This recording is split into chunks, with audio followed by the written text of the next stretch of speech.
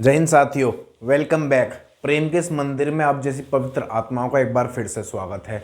मैं कर रहा था आपको औसत में आज आपको इस तरीके से कराने वाला हूं एलिगेशन मेथड से। पिछली क्लास जो मैंने आपको दी थी नए चैप्टर की, वो मिश्रण एंड एलिगेशन थी। उसी मेथड से मैं आज आपको औसत कराऊंगा। कितना मजा आएगा सवालों को करने में कि आप आज एक मेथड को बड़े आसान तरीके से सीख सकते हो। एलिगेशन जरूरी नहीं होता कि मिश्रण में ही लगे।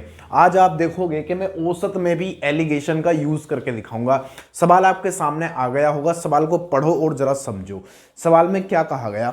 सवाल में कहा गया कि किसी कक्षा के विद्यार्थियों का औसत प्राप्तांक 68 है। कक्षा में लड़कियों का औसत प्राप्तांक 80 तथा लड़कों का औसत प्राप्तांक 60 है। कक्षा में कितने प्रतिशत विद्यार्थी लड़के हैं? अब आप यहां पर ध्यान दो तो उसने कहा किसी कक्षा के विद्यार्थियों का औसत प्राप्तांक 68 है। अब ये जो औसत प्राप्तांक 68 दिया है ये विद्यार्थियों का है। इसका मतलब इसमें लड़के भी शामिल होंगे, लड़कियां भी शामिल होंगे, यानी ये दोनों चीजों का है, टोटल है, लेकिन अलग अलग भी दिया है।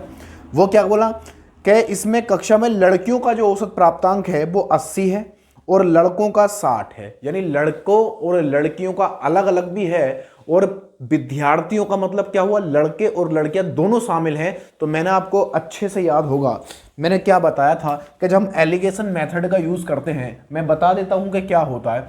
जैसे एलिगेशन मेथड में कुल विद्यार्थी का मतलब क्या हुआ? विद्यार्थी, ये बोला गया विद्यार्थियों का औसत प्राप्तांक कितना? 68 है। अब मुझे बताओ विद्यार्थी का क्या मतलब होता है? विद्यार्थी का मतलब होता है कक्षा के अंदर लड़कियां भी होती हैं, लड़के भी होते हैं, यानी दोनों जेंडर होते हैं, लेकिन उसने अलग अलग भी हमें दिया है। वो कह रहा है हमसे कि लड़कियों का, यानी गल कर लेता हूं, जो लड़कियों का औसत प्राप्तांक है वो कितना दिया गया भाई? लड़कियों का दिया गया है 80। कितना? 80 दिया गया है लड़कियों का। यहां पर गर्ल कर लेता हूं मैं, गर्ल्स का 80 है।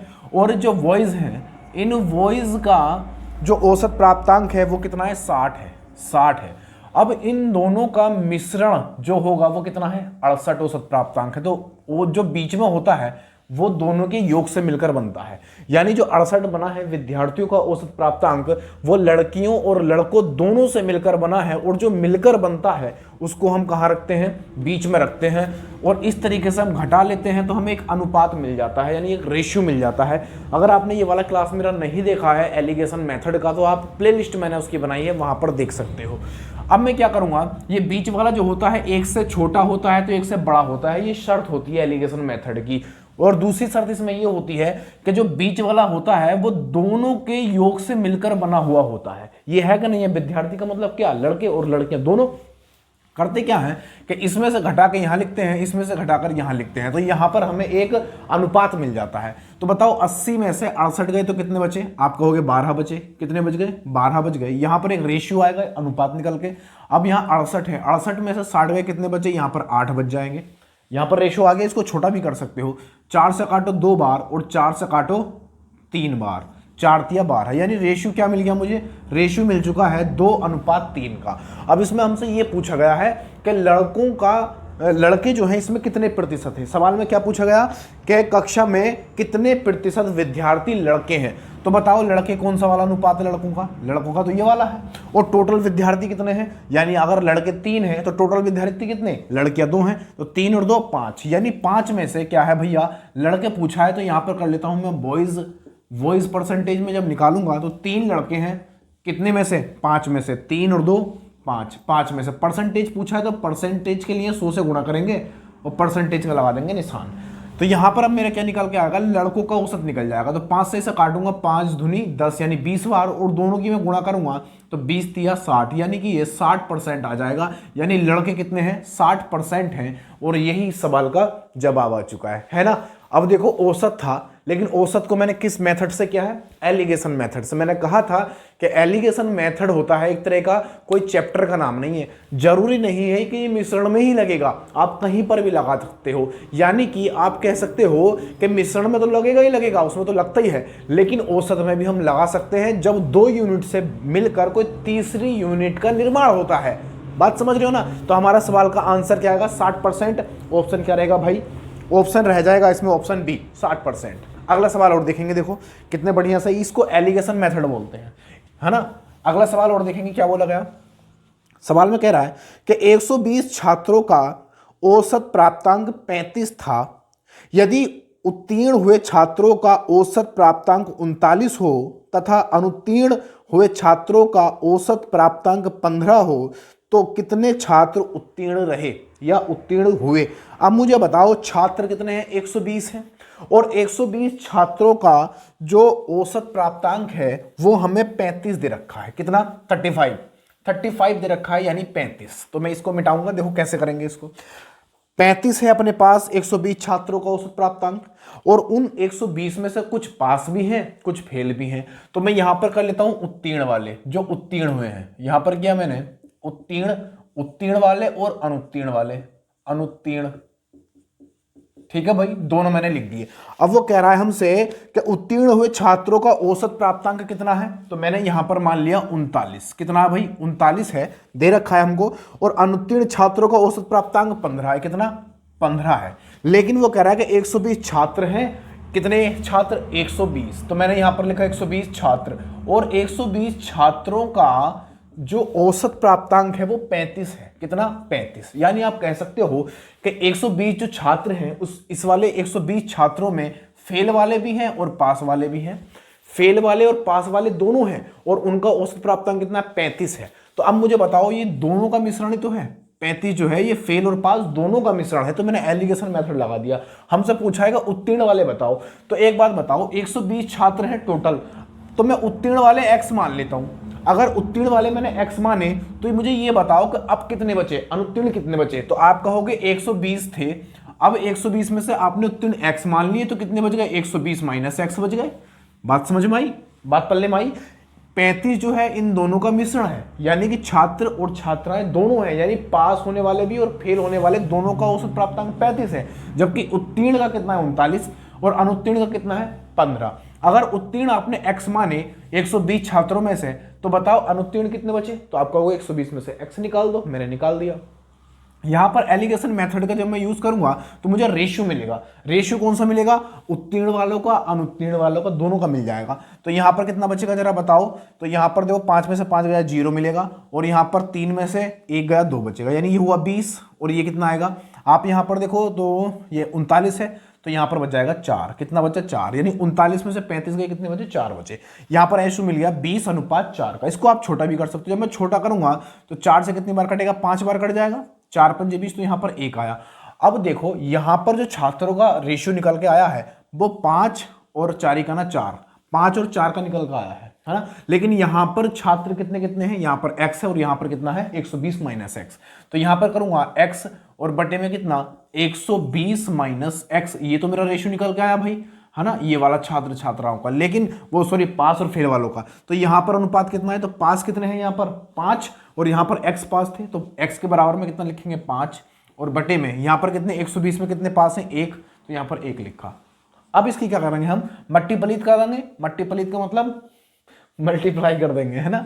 तो यहां पर कितना आएगा, x बराबर 5 की गुणा इसमें करूंगा तो 12 पंजे 60, ये हो जाएगा 600, और माइनस 5 की गुणा यहां पर करूंगा तो बनेगा 5x, ये बना 5x।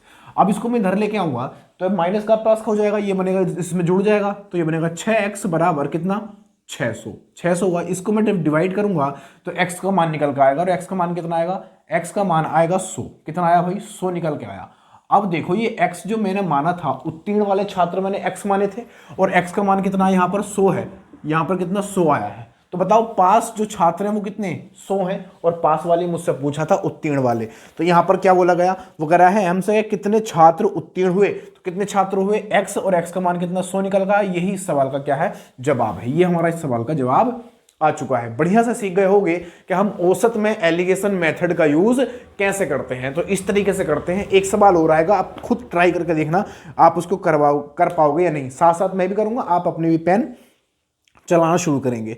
यहां पर हमसे कहा गया कि किसी परीक्षा में छात्रों तथा छात्राओं के औसत प्राप्तांक 71 तथा 73 हैं।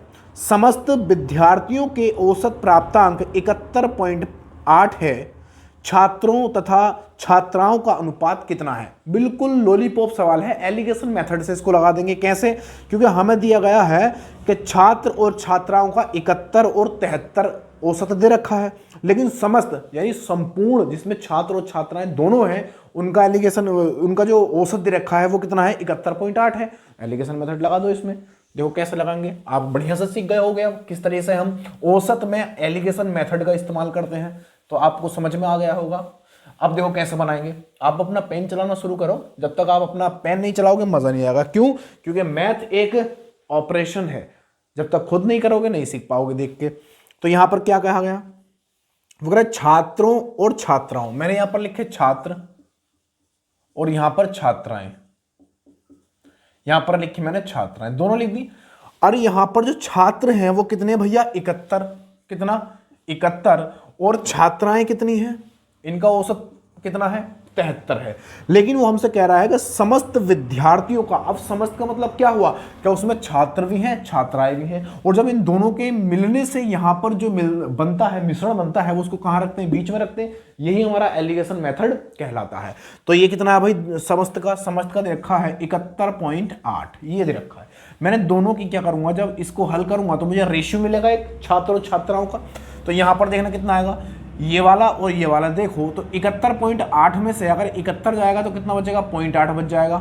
हाँ या ना, हाँ या ना। इतनी बात तो कोरिया का बालक बता देगा, दक्षिण कोरिया का। यहां पर देखो 73 में से 71.8 जाएगा, कितना बचेगा। तो आप पहले 73 में से 71 कम कर दो। जब 73 में से 71 कम करोगे तो कितना बचेगा, 2 बचेगा। अब 2 में से 0.8 और कम कर दो तो कितना बचेगा, 1.2 बच जाएगा। ये तरीका होता है घटाने का। 1.2 बच गया, पॉइंट से हम पॉइंट खत्म कर देंगे। अब 4 से काटेंगे, कितनी बार कटेगा, 4 तिया 12। 4 से इसे काटूंगा, कितनी बार कटेगा, 4 दूनी 8। ये इतनी बार कट जाएगा। यानी आपको रेशियो कितना मिला, 3:2 का। 3:2 का। और यही पूछा था हमसे छात्रों तथा छात्राओं का। तो छात्र ये थे, छात्राएं ये थी, तो हमारा आंसर कितना आएगा, 3:2। ये इस सवाल का जवाब आ चुका है भाई बंधु, ये इस सवाल का जवाब आ चुका है। तो हमारा अनुपात आया कितना, 3:2। ऑप्शन कौन सा रहेगा, पहला वाला, 3:2। एक सवाल और देखेंगे। देखो अब आप बढ़िया से सीख गए होंगे, मुझे लगता है कि अब आपको जरूरत नहीं है। अब आप ये जरूर सीख गए होंगे कि जरूरी नहीं है कि एलिगेशन मेथड को मिश्रण में ही यूज किया जाए। आप औसत में भी कर सकते हो, मैं लाभ हानि में भी इसका यूज करके दिखाऊंगा, परसेंटेज में भी इसका यूज करके दिखाऊंगा, बहुत जगह इसका यूज करूंगा। ऐसी ऐसी जगह यूज करूंगा कि आप कोई भी सवाल बड़ी आसानी से निकाल लोगे। ऐसे अगर आपके सामने आएंगे तो आप अनुभव करना शुरू कर दोगे कि किस सवाल में कौन सा मेथड लगने वाला है। तो इस सवाल में मेथड लगा कौन सा, एलिगेशन मेथड। तो अगला सवाल देखियो, करना शुरू करोगे आप खुद कर लोगे इस सवाल को। देखो बड़ा बढ़िया सवाल है, समझने लायक है। वो कह रहा है कि 4 धनात्मक पूर्णांकों का औसत 72.5 है। इनमें सबसे बड़ा पूर्णांक 117 तथा सबसे छोटा पूर्णांक 15 है। शेष 2 पूर्णांकों का अंतर 12 है। शेष 2 में से बड़ा पूर्णांक क्या है। हमें 4 पूर्णांक दिए हैं धनात्मक, हमें नहीं पता वो कौन से हैं, लेकिन उसने ये बोला है कि चारों का जो औसत है वो 72.5 है। उनमें से जो सबसे बड़ा है उसका वो है 117, सबसे छोटा वाला जो है वो कितना भैया, 15 है ना। और दोनों का हमें अंतर भी दिया है, जो शेष 2 बच गए उनका अंतर कितना है, उनका है 12। तो हमसे पूछ रहा है जो शेष बचे हुए हैं उनमें सबसे बड़ा पूर्णांक कौन सा है। बड़ा अच्छा सवाल है भाई साहब, बहुत दमदार सवाल है। कैसे बना दोगे इसको, ऐसे सवाल ज़्यादातर पूछे जाते हैं जिनका लॉजिक हमें बड़ा लॉजिकल निकालना पड़ता है। जिसका लॉजिक बहुत लॉजिकल निकालना पड़े वो सवाल बड़ा इंटरेस्टिंग बन जाता है, और ये बन गया होगा। अब बताओ 4 पूर्णांक हमें नहीं पता, तो मैं खुद कह रहा हूं कि यहां पर 4 पूर्णांक आप ये मान लो, A B C D, ये 4 पूर्णांक है। अगर मैं कहूं तो सबसे छोटा कौन सा, ये वाला सबसे छोटा, यानी कि इसको मान लेते हैं छोटा। और कैसा छोटा, सबसे छोटा, ये बना सबसे छोटा पूर्णांक बना ये वाला। और इसको मान लेते हैं सबसे बड़ा, सबसे बड़ा लिख रहा हूं बस, वैसे तो आप खुद भी समझ सकते हो।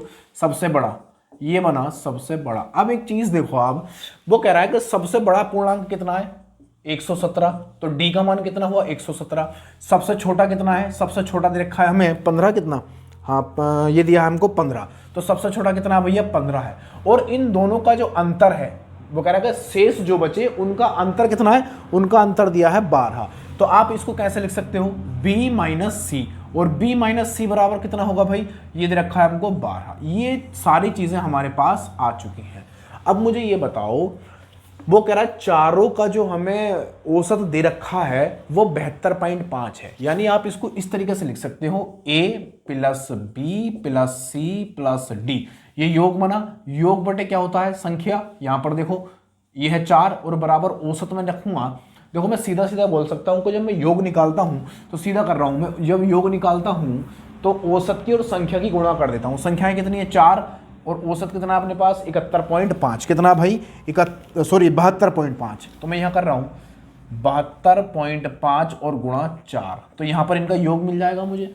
तो 4 पंजे 20, 20 का 0, यहाँ पर लगेगा 2 कैरी, 4 दूनी 8 2 10, 10 का 0, यहाँ पर 1 कैरी, और 4 सत्ते 28 और 1 29, कितना बना 29। यानी आप सीधा कह सकते हो 0.1 के बाद लगाएंगे यहाँ पे, तो ये कितना आया हमारा, ये आ गया 290। सीधा लिख रहा हूँ मैं 290। जब मैंने इनका गुणा किया तो ये आया 290, किसका, a प्लस बी प्लस सी का मान और प्लस डी, इन सब का मान कितना निकल का आया 290। अब एक चीज मुझे बताओ भाई, a का मान मुझे कितना मिला है 15, सबसे छोटा है, और सबसे बड़ा 17 है, 117 सॉरी, सबसे बड़ा। तो a का मान यहां पर रख दूं, b और d का मान मैं यहां पर रख दूं, तो मुझे b प्लस सी मिल जाएगा। नहीं मिल जाएगा, बिल्कुल मिल जाएगा। आप समझदार हो, इतने समझ रहे होगे, है ना, इतने तो आप समझदार हो, मैं उम्मीद करता हूं कि आप समझ रहे होगे। तो a का मान मैं यहां पर रख रहा हूं कितना 15, और यहां पर रख रहा हूं कितना 117। तो यहां पर क्या मिलेगा, b प्लस सी मिल जाएगा। अब बताओ 15 ये है प्लस का और 117 ये है, तो दोनों को मैं उधर ले जाऊं, इधर लेके जा रहा हूं, तो ये बनेगा 290 माइनस 117 और माइनस कितना 15। देखो मैं यहां पर रखता, चीजों को समझो, मैं यहां पर रखता a का मान, d का मान यहां पर रखता, फिर उसको उधर लेके जाता, प्रोसीजर लंबा होता, बोर्ड इतना है नहीं अपने पास, तो मैंने एक लाइन कम कर दी, दोनों को मैं उधर ले गया माइनस में। अब ये घटाऊंगा इसमें से, तो कितना आएगा बताओ, तो ये आएगा 15 दूनी 30, 133 आ जाएगा ना। इन दोनों का मैं जोड़ूंगा तो 7 5 12 होता है, तो 2 आएगा, यहाँ पर कितना आएगा भाई 2 और 3, यानी आप कह सकते हो b प्लस सी बराबर 290 माइनस 132, इतना ही तो आएगा। देखो इतना ही आएगा, 7 7 5 12, 12 का तो 1 कैरी हुआ, इन दोनों को जोड़ेंगे 2 और 1 3। अब इसको हम जब घटाएंगे तो यहाँ पर मिल जाएगा मुझे b प्लस सी बराबर, यहाँ पर देखना 10 10 एक इधर लूंगा 10 होगा, 10 में से 2 जाएगा कितना बचेगा 8 बच जाएगा, यहाँ पर 8 में से 3 जाएगा 5 बचेगा, और 2 में से 1 जाएगा 1 बचेगा। यानी आप हमें मिल जाएगा यहाँ पर a प्लस बी बराबर 158। अब एक तो मिला b माइनस सी बराबर 12 और b प्लस सी बराबर 158। बड़ा छोटा सा सवाल है लेकिन कॉन्सेप्ट बढ़िया है इसमें। तो दोनों को मैं हल जब करूंगा तो यहाँ पर आएगा 158, कितना 158 आएगा। अब देखो मैं इसको हल करूंगा तो जोड़ने पर, ये समीकरण तो आपको अच्छे से आती होंगी हल करनी, तो जब जोड़ने पर c कट जाएगा तो यहाँ पर बचेगा 2b, और 2b बराबर कितना हो जाएगा, ये हो जाएगा कितना, ये 8 और 2 10, 10 का 0, 1 कैरी हुआ, 5 और 1 6 और 1 7, और यहाँ पर 170। जब मैं इसको डिवाइड करूंगा तो b का मान कितना आएगा, 2 से काटेंगे तो 2 अट्ठे 16 आएगा और 2 पंजे 10, यानी b का मान आ चुका है कितना 85। अगर मैं c का मान यहाँ से निकालूं, क्योंकि मुझसे ये पूछा कि शेष 2 बचे, शेष कौन से बचे थे, एक तो b बचा था, एक c बचा था। अब b का मान तो आ गया, अब c का और निकालना है, और इन दोनों में से मुझे चेक करना होगा कि इनमें बड़ा कौन सा है। तो देखो b का मान जब मैं यहाँ पर रखूंगा, या तो आप यहाँ पर रख सकते हो, यहाँ पर कहीं पर भी रख सकते हो, तो मैं इस वाले में रख रहा हूँ क्योंकि ये बड़ा है, ये छोटा ही घट जाएगा। तो यहाँ पर रखूंगा b का मान। तो बताओ अगर मैं b का मान यहाँ रखूंगा तो b प्लस सी बराबर 158 रहेगा, और b का मान उधर जाकर माइनस हो जाएगा तो c बचेगा। तो यहाँ पर बचेगा c बराबर 158 और माइनस कितना 85, यहाँ पर आएगा 85, ये अलग है। तो जब मैं इसको घटाऊंगा यहाँ से तो कितना बचेगा c का मान, तो देखो 5 में से कितना जाएगा, सॉरी 8 में से 5 जाएगा 3 बचेगा, और यहाँ पर देखो 15 में से 8 जाएगा कितना बचेगा, यहाँ पर बच जाएगा 7। तो इसका मान कितना आया निकल के भैया 73 निकल के आया। तो हमसे पूछा इन ये शेष थे 2, ये 2 शेष बच गए थे, तो यहाँ पर पूछ रहे हैं इन दोनों में बड़ा कौन सा है, तो बड़ा कौन सा है 85 बड़ा है। इसमें से यही सवाल का जवाब बनेगा, यानी ऑप्शन कौन सा बनेगा, ऑप्शन बन जाएगा ई, ऑप्शन ई बनेगा। इसमें देखो ऑप्शन हमें बी भी दे रखा है 83 भी दे रखा है, लेकिन उसने बड़ा पूछा है हमसे, उसने पूछा बड़ा, तो ये हमारा आंसर नहीं होगा। आंसर कौन सा होगा, ये वाला आंसर होगा 85। गलती मत कर देना, कभी आप गलती से इसको लगाई जाओ, इस तरह का सवाल आपके सामने आए एग्जाम में और आप गलती से इसको ठोक दो तो आपका सवाल का जवाब गलत हो जाएगा, क्योंकि इसमें से रहेगा ये वाला, यानी 85 आंसर रहेगा, जो इसमें नहीं है इनमें से कोई नहीं।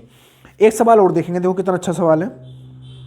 वो हमसे ये कह रहा है कि 5 संख्याओं का औसत 18 है, एक संख्या छोड़ देने पर औसत 16 हो जाता है, छोड़ी गई संख्या क्या है। देखो ये सवाल मैं ट्रिक से कराऊंगा, पहले आप इसकी ट्रिक समझ लो क्या है, इसको बेसिक से भी कराऊंगा और इसके बाद इस तरह के जो सवाल हैं जिनमें से एक संख्या निकल जाती है या किसी समूह से कोई व्यक्ति निकल जाता है, ये उसमें का सवाल है और इसका पूरा कॉन्सेप्ट है। मैं सवाल ये जो है कई से 4, 5 या 7, 8 सवाल आपको लगातार कराऊंगा, लेकिन इसमें सिर्फ इसको कॉन्सेप्ट को समझ लो, देखना सवाल कैसे करेंगे। हालांकि मैं ट्रिक इसकी बता देता हूँ किस तरीके से करेंगे कि जब किसी समूह में से कोई व्यक्ति निकल जाए या कोई संख्या गायब हो जाए तो उसके बताओ, जब किसी समूह में से कोई व्यक्ति चला जाएगा या किसी समूह में से कोई संख्या निकल जाएगी तो उसके औसत पर प्रभाव पड़ेगा कि नहीं पड़ेगा। तो यहाँ पर देखो क्या बोला गया, वो कह रहा 5 संख्याओं का औसत कितना भैया 18 है।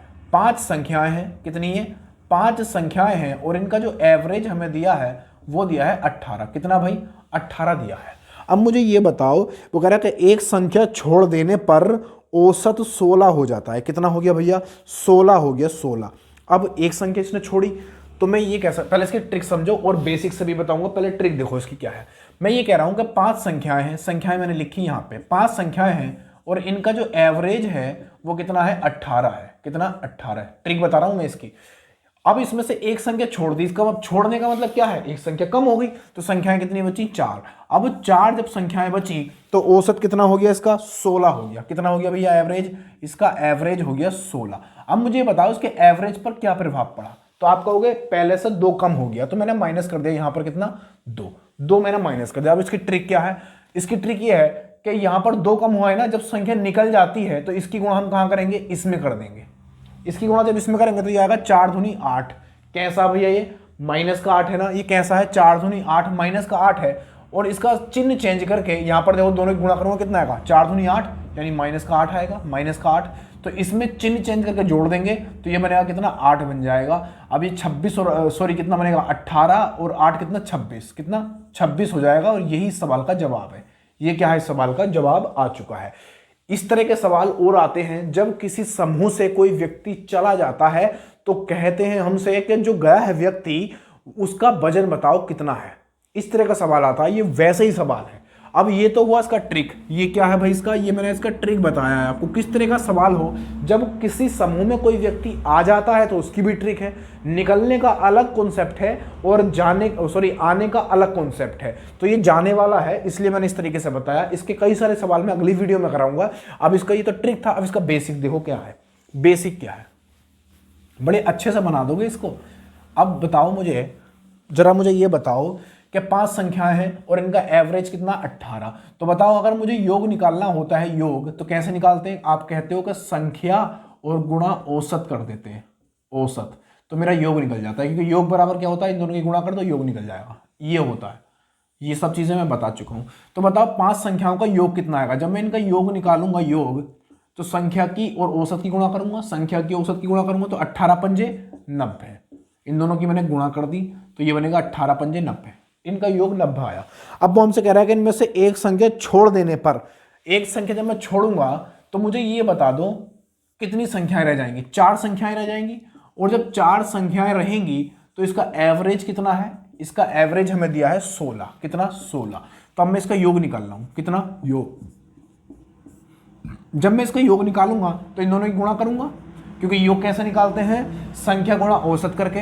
योग निकाल रहा हूं तो 16 चौका 64 हो जाएगा, 16 चौका 64, ये आया 64 निकल के। अब मुझे ये बताओ ये वाला जो योग है ये 5 संख्याओं का है और ये वाला योग किसका है, 4 संख्याओं का। अगर 5 संख्याओं में से 5 संख्याओं का योग में से 4 संख्याओं का योग निकल जाएगा तो एक संख्या का योग बचेगा, यानी एक संख्या बच जाएगी। तो हम करेंगे एक संख्या जो हमसे छोड़ी गई है, एक संख्या।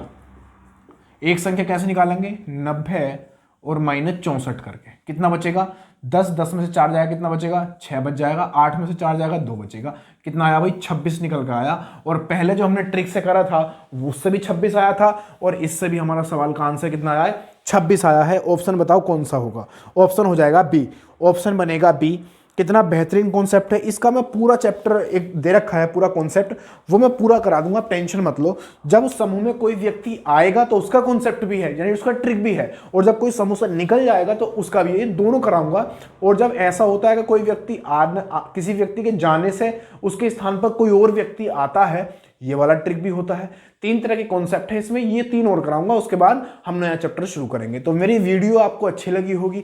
अगर आप चाहते हो कि आपका कोई भाई बंधु जो मैथ में कमज़ोर हैं, जिनको मैथ समझ में नहीं आता, तो मुझे पूर्ण विश्वास है कि आप उसको अगर वीडियो शेयर करोगे तो जरूर वो कुछ ना कुछ यहाँ से सीख कर जाएगा, उसके मैथ समझ में आएगा, मेरी गारंटी है। थंबनेल आपने देखा होगा कि मेरा लक्ष्य क्या है, मैथ को सिखाना। तो नई वीडियो में फिर से मिलेंगे बहुत ही शानदार वीडियो के साथ जो आपको अंदर तक हिला देगा। तब तक के लिए मैं जय हिंद, जय भारत।